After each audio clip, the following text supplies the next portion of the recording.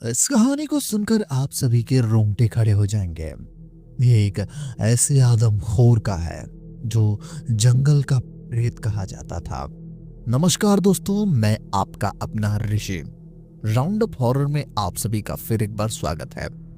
आज जो मैं कहानी लेकर आया हूं, इसे सुनकर आप सभी हैरान हो जाएंगे। इसे अगर आप 2 मिनट भी सुनते हैं तो पूरा सुने बिना कहीं भी नहीं जाएंगे। चलिए बिना किसी बात के कहानी को आगे बढ़ाते हैं। बहुत समय पहले एक सुदूर गांव था जिसका नाम था निर्वजन। वह गांव एक विशाल और घने जंगल के किनारे बसा हुआ था, जिसे काला जंगल के नाम से भी जाना जाता था।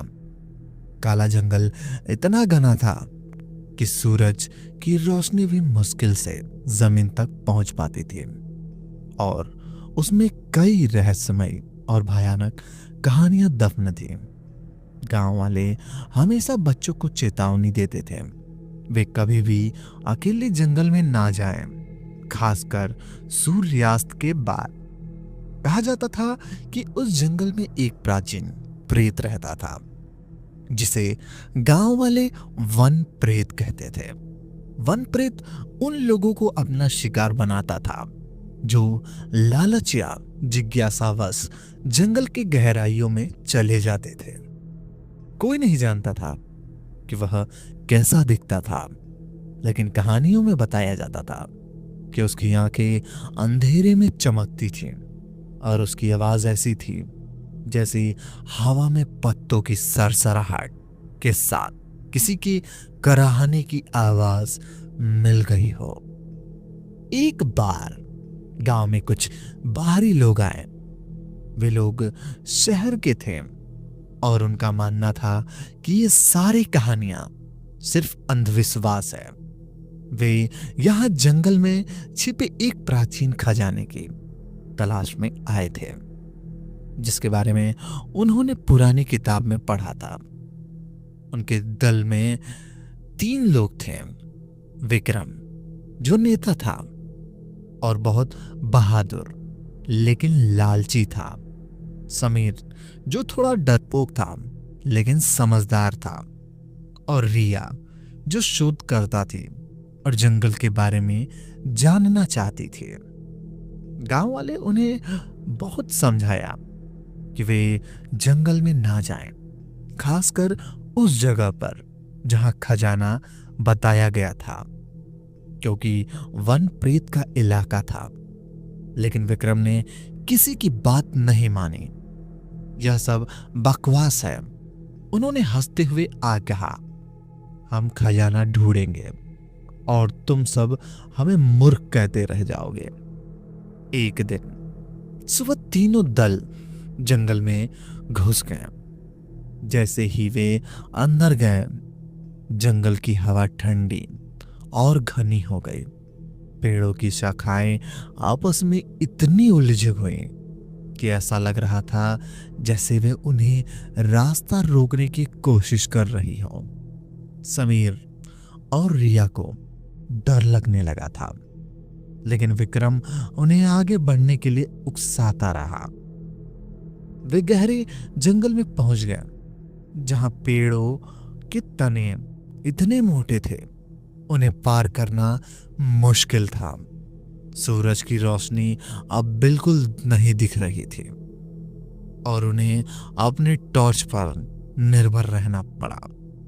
अचानक उन्हें एक अजीब सी गंध महसूस हुई, जैसे सड़ी हुई पत्तियां और नम मिट्टी की। कैसी गंध है? समीर ने घबरा कर पूछा। शायद किसी जानवर की होगी, विक्रम ने कहा, लेकिन उसकी आवाज में भी थोड़ा डर था। थोड़ी देर बाद उन्हें एक पुरानी टूटी हुई मूर्ति दिखाई दी। यह किसी देवता की मूर्ति थी, लेकिन उस पर कई जमी हुई थी और काई जमी हुई थी, और वह आधी मिट्टी में दबी थी। मूर्ति के चारों ओर पुरानी हड्डियों में बिखरी पड़ी थी। लगता था कि हम सही जगह पर पहुंच गए हैं। रिया ने अपनी किताब देखकर कहा, खजाने का रास्ता यही शुरू होता है। जैसे ही वे आगे बढ़े, उन्हें जंगल के सबसे अजीब सा फुसफुसाहट सुनाई दी। ऐसा लगा जैसे कोई उनका नाम ले रहा हो, लेकिन हवा में सिर्फ पत्तियों की सरसराहट थी। कौन है वहां? समीर ने चिल्लाया। उसकी आवाज कांप रही थी कि कोई जवाब नहीं आया। रात होने लगी और उन्हें जंगल में ही रुकना पड़ा।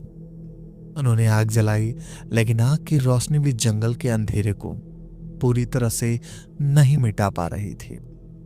रिया ने अपनी किताब में पढ़ा कि वन प्रेत रात में सबसे ज्यादा सक्रिय होता है। आधी रात को जब सभी सो रहे थे, रिया को एक अजीब सा आवाज सुनाई दी। वह ऐसी आवाज थी जैसे कोई उन्हें तंबू के चारों ओर से चक्कर लगा रहा हो, लेकिन उसके पैर जमीन पर और आवाज नहीं आ रही थी। उसने अपनी आंखें खोली और देखा कि समीर अपने बिस्तर पर नहीं था। उसने विक्रम को जगाया।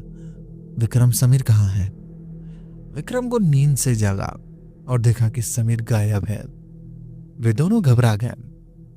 उन्होंने समीर को पुकारना शुरू किया, लेकिन कोई जवाब नहीं मिला। तभी उन्हें जंगल से एक भयानक चीख सुनाई दी। यह समीर की आवाज थी। वे दोनों टॉर्च लेकर जंगल की ओर दौड़े। वे चीख की आवाज का पीछा करते हुए एक दलदल के पास पहुंचे।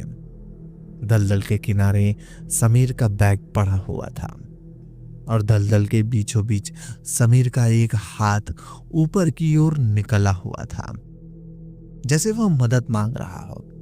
लेकिन इससे पहले कि वे कुछ कर पाते, हाथ धीरे धीरे दलदल में समा गया। विक्रम और रिया डर के मारे जम गए। उन्होंने एक दूसरे की तरफ देखा। उन्होंने आंखों में भयानक डर था। अब उन्हें यकीन हो गया था कि वन प्रेत का असली है। हमें यहां से भागना होगा, रिया ने कहा।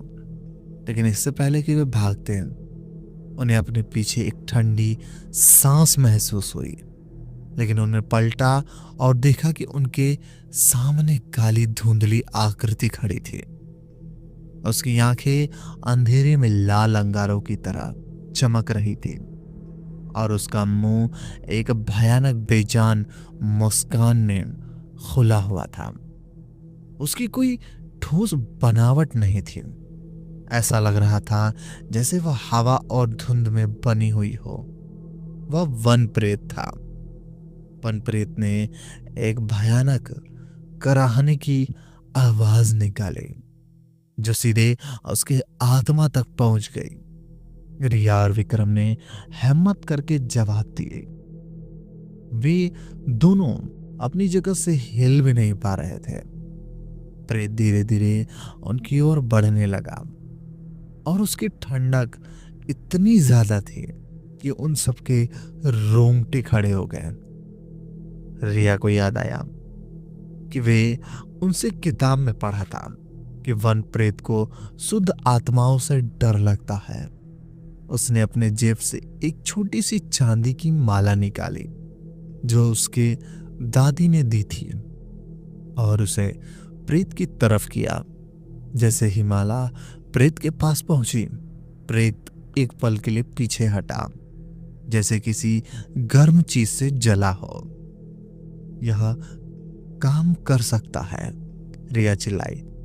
हमें दूर इससे भागना होगा। विक्रम, जो हमेशा लालची था, उसने अपने लालच को छोड़कर अपनी जान बचाने की सोची। उसने अपने बैग से एक पुराना दिया निकाला जिससे उसने अपने बचपन में अपने दादी से सीखा था कि कैसे पवित्र तेल जलाया जाता है। उसने दिया जलाया और उसे प्रेत की तरफ किया। दिया और माला की रोशनी से प्रेत की ओर ज्यादा तकलीफ होने लगी और वह चीखने लगा। उसकी चीख जंगल में गूंज उठी। धीरे धीरे प्रेत धुंध में बदलने लगा और अंततः हवा में विलीन हो गया, जैसे ये कभी था ही नहीं। रिया और विक्रम भागते हुए जंगल से बाहर निकले। वे गांव पहुंचे और गांव वालों को अपनी कहानी सुनाई।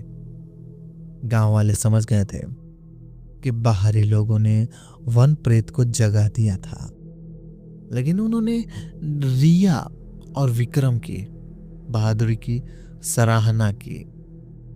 उस दिन के बाद से विक्रम ने अपने लालच को छोड़ दिया और गांव वालों के साथ रहने लगा।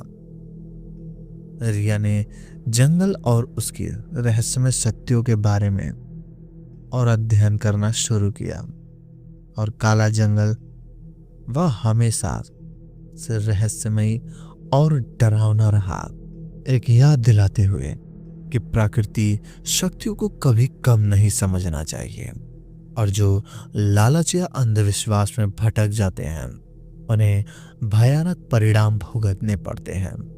वन प्रेत शायद चला गया था, लेकिन उसकी भयानक कहानी निर्वजन के गांव वालों को हमेशा याद है। वह जीवित रही है, उन्हें सिखाती रही कि जंगल का सम्मान करना कितना जरूरी है। ऐसी ही और डरावनी कहानी सुनने के लिए मेरे चैनल को सब्सक्राइब कर लो, ताकि हमारी आने वाली कहानियां सबसे पहले आप तक पहुंचे। धन्यवाद।